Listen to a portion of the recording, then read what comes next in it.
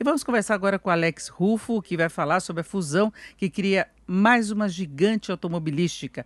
Grupos PSA Peugeot e Fiat Chrysler darão origens a uma nova empresa. Alex Rufo, boa tarde. Boa tarde, Denise, e boa tarde também para todos que nos acompanham no Jornal Jovem Pan. É verdade, Denise, uma fusão bilionária, na verdade. Nada como começar o ano da indústria automotiva dessa maneira, né?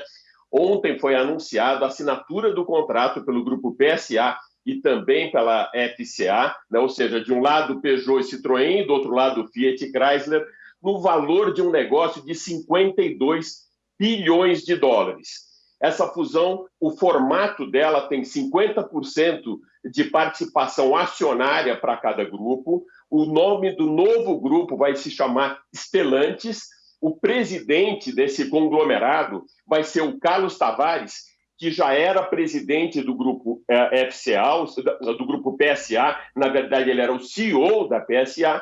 E o presidente do grupo FCA, que é o John Elkann, ele passa a ser o presidente do conselho. Embaixo desse guarda-chuva, Denise, terão 400 mil funcionários e 14 marcas. E a grande vantagem de você fazer uma fusão como essa, como a gente já tinha visto da Nissan, Renault, Mitsubishi, é a troca de informações e a troca de tecnologia, ou seja, o compartilhamento de tecnologias. Se de um lado a PSA ela tem uma expertise muito forte na Europa para eletrificação, para os autônomos e também para a eficiência energética, a FCA, ou seja, a Fiat Chrysler, tem uma expertise muito forte também para SUVs e para picapes, para utilitários esportivos. E dessa maneira, a FCA ganha uma nova fatia do mercado no mercado europeu e, ao mesmo tempo, o grupo PSA pega, abocanha uma fatia desse mercado também nos Estados Unidos, ou seja, na América do Norte. O valor dessa operação, para fazer essa função, ele vai sair por 4 bilhões de euros. Mas, por outro lado, cada um dos grupos vai economizar também, ou seja, essa fusão, o Stellantis, ele vai economizar 5 bilhões de euros por ano, Denise. Então, assim, é realmente uma operação bilionária, coloca agora Stellantis como o quarto maior fabricante de automóvel do mundo, ficando só atrás da Toyota, da Volkswagen e dessa aliança Renault, Nissan, Mitsubishi, que a gente já tinha até comunicado aqui no Jornal Jovem Pan no final de 2019, e aí isso ia acontecer no ano passado, já no comecinho do ano, com a pandemia foi prorrogado, mas no primeiro dia útil do ano a gente teve essa assinatura bilionária, Denise. Alex, sempre fica aquela a questão, como é que vai ser a divisão das empresas, como é que elas vão dividir nichos de mercado, qual vai ser a principal área de atuação, porque em alguns pontos tem uma certa convergência na atuação, não é? Como é que vai ser, qual vai ser o diferencial entre essas empresas que passarão a trabalhar juntas? Por um lado, a gente tem realmente essa separação de tecnologias e até de estratégia, né? Duas empresas muito grandes, aí a gente está falando de um mercado francês dominado pelo grupo PSA e um mercado Fiat, que é muito grande. No Brasil, por exemplo, o grupo FCA, ele lidera esse ranqueamento. Se globalmente a Stellantis ela passa a ser a quarta do mundo, no Brasil, o grupo FCA é pioneiro. Quando teve essa fusão da Fiat com a Chrysler, passou a dominar o nosso mercado, ele é a primeira aqui no mercado, aí a gente segue com Volkswagen, com Chevrolet e depois a aliança Renault, Nissan, Mitsubishi. O que vai ser conversado agora, ou seja, exatamente esse formato, como eu falei, Denise, é 50% e 50% para um e para o outro, mas como você bem disse, existem estratégias diferentes, existe um aculturamento diferente, o aculturamento dos Estados Unidos, do norte-americano, é muito diferente da cultura europeia. Então, acho que esse pode ser o maior calcanhar de Aquiles para criar realmente uma convergência de ideias e de estratégias entre os dois grupos. Agora, Alex, nós vamos chamar para a conversa o Alarico Assunção Júnior, que é presidente da FenaBrave, que traz para a gente o balanço das vendas de veículos do ano passado e o balanço não é dos mais favoráveis. Houve queda de 26% e o setor teve o pior resultado desde 2016, mas houve uma certa retomada aí no meio do caminho. Essa situação que nós vamos conferir agora. Senhora Alarico Assunção, boa tarde. Boa tarde, Denise. ouvintes, telespectadores aí da Jovem Pan. Bom, eu queria saber o seu balanço em relação a isso, como foi o fechamento de ano. Claro que o setor passou por um tombo pesadíssimo, né? Quase todos os setores na área industrial, comercial, de serviços, teve um momento pior, que foi o fundo do poço mesmo, logo no começo da pandemia. Agora, o fechamento de 2020, qual o saldo que fica aí em termos de percepção de retomada? Perfeitamente. Lamentavelmente, todos nós e o mundo, e o Brasil inserido nisso, e o setor automotivo, e muito fortemente o da distribuição, com a vinda da pandemia de março, a FenaBrave fez naturalmente suas projeções para o ano e chegou na conclusão, em virtude de paralisação total, fornecedores, os prestamistas, montadoras, fabricantes e nós, os distribuidores, totalmente fechados por quase 90 dias. Chegamos numa conclusão de que teríamos uma perda para 2020 no setor da distribuição de 39%. O que é que ocorreu? A partir da segunda quinzena de maio, houve a liberação por parte de governos estaduais de forma muito forte, porque tinham legislações municipais, estaduais e legislação federal. Prevalecendo as estaduais, com a reabertura, nós conseguimos retomar por algumas razões. Agregado pela taxa Selic baixa, o juro foi num patamar muito baixo para aquisição de veículo. E vale dizer que quase 60% de veículos via varejo colocado no mercado são carentes de financiamento. As taxas estando baixas, houve controle da inadimplência e os bancos e financeiras voltaram mais agressivos na retomada a partir da segunda quinzena de maio. Isso melhorou. Tivemos um fechamento com perda de 21,63%, o que vale dizer quase a metade da nossa primeira projeção no forte ou no auge da pandemia. Isso melhorou, agregado de que tivemos também a posição do agronegócio e, consequentemente, o auxílio emergencial do governo para que os contribuintes, as pessoas, pudessem fazer uso desses recursos emergencial de uma forma ou outra. Isso aqueceu o mercado e muito fortemente o setor da distribuição. Porém, vale lembrar que é uma base muito baixa em virtude do que nós já tivemos no passado recente, Denise.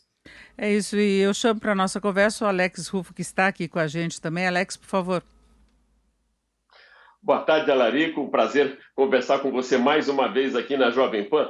Alarico, quando começou a história da pandemia, foi feita uma previsão de mercado de automóveis em estoque, tanto em concessionárias como no pátio das montadoras, de mais ou menos 6 a 7 meses e um tempinho um pouco mais elástico para peças de reposição. No final do ano passado, a gente já começou a sentir falta das peças. Eu queria saber agora, a gente tem aí um ano muito promissor, uma provável retomada do mercado, e como pode ser resolvido o problema das peças? Porque a gente não pode ter paralisação da fábrica ou puxar o freio de mão de novo, né, Larico? Nós temos 2 agravantes para 21. Primeiro lugar, claro que é uma perda, por menor que seja 1 ou 10, é uma perda. Perda não é bom para ninguém em lugar nenhum. Aí, quando eu menciono os 21,63% de perda de mercado em 2020, nós estamos numa crença de 16,6% de crescimento para 2021 no setor da distribuição autorizada. O que vem a dizer com isso algumas dificuldades, além que foi muito oportuna a sua observação. Além de componentes nacional ou peças fornecidas pelos prestamistas do Brasil, há um grande volume de componentes, principalmente componentes de tecnologia, que são importados muito fortemente de alguns países. Estados Unidos, Alemanha, Coreia do Sul e Japão. Como os mercados foram aquecidos também no segundo semestre, em virtude de recuperação econômica nessas localidades, esses prestamistas e as montadoras dão preferência às suas matrizes, aos seus mercados próprio local. Até hoje nós estamos com dificuldade de produto face à retomada, lembrando que ainda é uma base baixa. Nós vamos levar de 5 a 6 anos para recuperar o que perdemos num passado recente.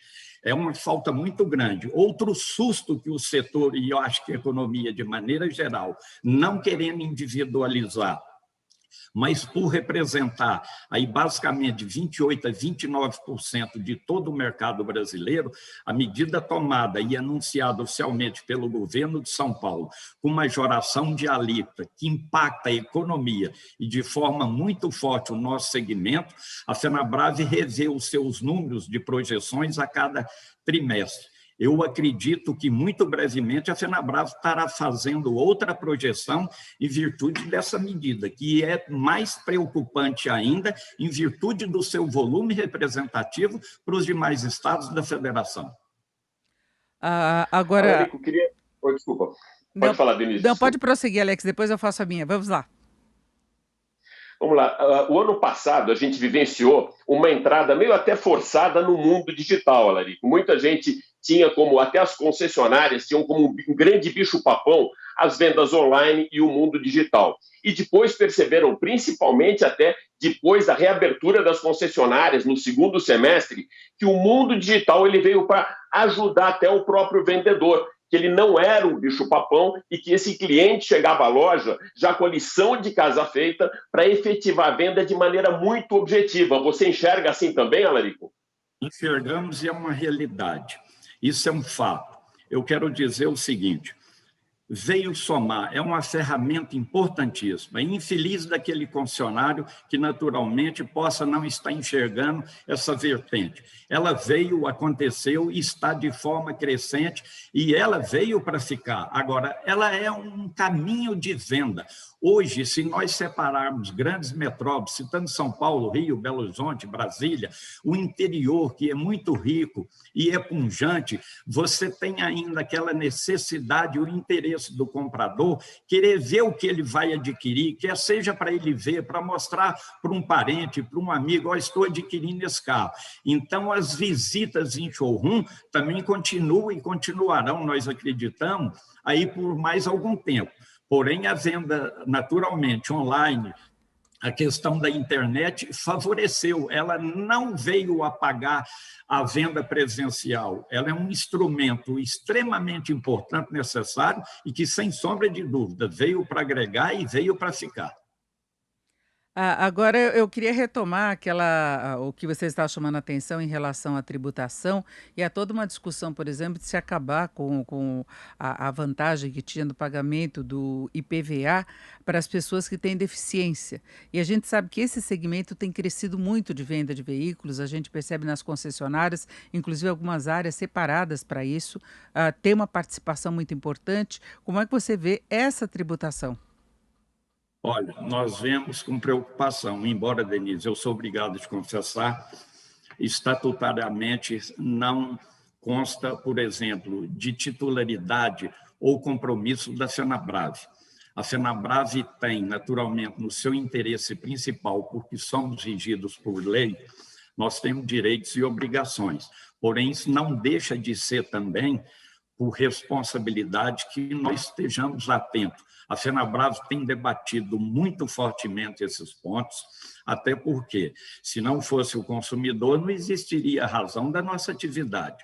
Isso é preocupante. Agregarmos de carona isso daí, o caso do veículo PCD, é importante, porém ele tem um valor limitado e acho que o governo, por um lado, tomou uma posição certa. Virou um crescimento tão grande, qualquer pessoa, me desculpa a expressão, com uma unha encravada, estava tendo ou obtendo um benefício de adquirir um carro PCD. Não pode ser por aí, nós que somos revendedores de veículos. Eu acho que tem, o que nós procuramos não é benefício tributário, não é benefício fiscal, nós queremos equilíbrio. Essa é a nossa obrigação. E na questão da sua pergunta, nós temos debatido muito para que possa ter equilíbrio e normalidade nessa situação. Porque foi uma situação que chegou a um ponto abusivo, de fato, né? A gente via que as pessoas, como você falou, que não tinham deficiência que justificasse ter um veículo com mais vantagens, com preço menor para poder comprar um veículo automático. Eu conheço pessoas que não teriam direito de usar normalmente, que não teriam qualquer problema, nem financeiro, nem físico, para adquirir um carro e aproveitava essa brecha do laudo. Talvez faltou uma fiscalização mais efetiva, né? Sem dúvida, nós não queremos condenar nenhum setor, nenhum segmento. Todos fazem parte, são importantes. Porém, quando ocorreu vendas nessa natureza, no caso que você mesmo mencionou, que tem um conhecido que não deveria ter feito essa aquisição nessa modalidade, eles vieram legalizados. Então, teve naturalmente um de acordo, um credencial para que eles efetivassem essa compra. Mas nós somos o contrário, e esse pente fino é necessário até para que haja também, nesse caso, o equilíbrio. Agora, qual a projeção para 2021 neste começo de ano? Nós tivemos dezembro com números muito positivos, melhor mês do ano. Houve problemas, por exemplo, em alguns segmentos como de ônibus. Qual a sua expectativa agora para este ano? Nós temos uma expectativa inicial da Fenabrave de 16,5% de crescimento sobre um volume ainda muito baixo, que é o que ocorreu, basicamente 1.950.000 unidades em 2020. Porém, como eu disse no início, a Fenabrave faz suas projeções ou as corrige trimestralmente. Em virtude dessa posição do governo de São Paulo, nós temos uma crença que vamos fazer nova projeção muito brevemente, se permanecer essa medida tomada, porque São Paulo representa quase 30% do mercado e isso influencia os demais estados da federação em volume. Queira que não, porque nós temos aí posições favoráveis para chegar nesse número. Até porque crescimento de PIB, o governo fala de 3,5%, alguns analistas até 4%, isso é muito favorável para o ano de 21. O crédito está robusto, hoje a cada 10 fichas com a retomada, vamos dizer, não pós-pandemia, que ainda estamos nela, mas do segundo semestre de 20 para cá, muito favorável, e cada 10 fichas encaminhadas hoje a uma instituição financeira, 6 são aprovadas, era 7 no passado. Durante a pandemia, ela caiu para 2, então teve totalmente paralisado. Tudo isso é favorável para o ano de 21. Juro, a inadimplência baixa, facilidade naturalmente que nós vamos ter em melhora do PIB, porém temos as dificuldades apontadas pela tomada de posição do governo de São Paulo e temos a dificuldade também da importação de componentes e mesmo componentes produzidos aqui no Brasil. Se não voltar numa escala, poderemos ter dificuldade também nesse volume apresentado inicialmente, que é de 16,5% para 21%, Denise.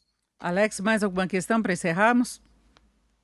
Sim, eu queria colocar, Larico, o seguinte: quando começou a pandemia, exatamente pelo distanciamento social e todos os protocolos de segurança sanitária, afastaram alguns usuários do transporte público e também até das próprias viagens, né, a utilização com ônibus, o que fez, como vocês mesmos mostraram nos números da Fenabrave, a queda da venda de ônibus. Por outro lado, apareceu um crescimento no mercado de seminovos e usados como uma boa alternativa para o transporte público e com um custo mais baixo. Eu queria que você comentasse esses dois pontos, Alarico, tanto o crescimento de seminovos e usados, como também esse gargalo que agora ficou com o distanciamento social, o transporte público aí afetando a indústria dos ônibus. Ok, houve naturalmente, pelo medo, pelo pânico que gera na população, não só por noticiário, pela vida de qualquer um de nós, aí passando por essa dificuldade face da pandemia. Eu quero voltar um pouquinho e agregar, se você me permite, e já te respondo na sequência. Entre todas as dificuldades que o setor econômico do Brasil passou, por qualquer que seja a atividade, 2 pontos principais de maiores dificuldades no setor automotivo, na área de distribuição, foram falta de liquidez e previsibilidade, como todos tiveram a falta da previsibilidade. Isso nos alavancou de uma forma muito negativa. Aquecido o segundo semestre, nós voltamos e cremos de que as pessoas, pelo pânico, elas preferiram ter o transporte individual sobre o transporte coletivo, que nos afeta também, que são os ônibus. Mas tudo bem até aí. E houve um aquecimento na venda do seminovo, que foi a sua pergunta, por falta do produto novo. E houve de forma muito forte no ano de 2020, terminado agora recentemente, o chamado troca por troco. A pessoa, às vezes, teria um veículo, ou teve de R$50 mil, e fez uma troca por um de 30, para que pudesse ter um troco para ele honrar os seus compromissos. Isso faltou, além do novo, por falta de produção, falta falta de componentes, consequentemente, por falta de realização, fechamento de negócio na área de varejo, o usado foi muito procurado basicamente por essa razão. Aquela pessoa que saiu para poder, saiu do ônibus e veio com um transporte individual, isso fez com que crescesse também o mercado de motos de baixa cilindrada, quer pelos entregadores, pelo pessoal que trabalha, que depende da moto, para entrega de um pequeno malote, uma pequena encomenda. Os deliveries da vida cresceu fortemente, também como transporte individual por segurança. E do seminovo, o ponto principal foi esse, pela razão da falta do novo, houve também alavancagem de financiamento para o usado, e ele que tinha, esse que eu mencionei, da troca por troco, sobra um recurso para ele honrar seus compromissos. Houve um movimento muito grande. Eu diria hoje, pela falta de alguns produtos que os concessionários e as montadoras estão tendo dificuldade, o seminovo também se torna uma dificuldade por falta de ter esse produto no mercado. Perfeito, nós conversamos aqui com o Alarico Assunção Júnior, presidente da FenaBrave, que fez um balanço do setor automobilístico e as vendas, do varejo do setor automobilístico nos vários segmentos, com a participação também do Alex Rufo. Alarico, muito obrigada pela sua participação, uma boa tarde. Muito obrigado, igualmente, um bom ano para vocês, principalmente com saúde. Muito obrigado. Muito obrigada, igualmente. Alex, uma boa tarde. Boa tarde, Denise. Super obrigado mais uma vez por ter o privilégio de participar com você aqui do Jornal Jovem Pan. O privilégio foi nosso, Alex. Uma boa tarde.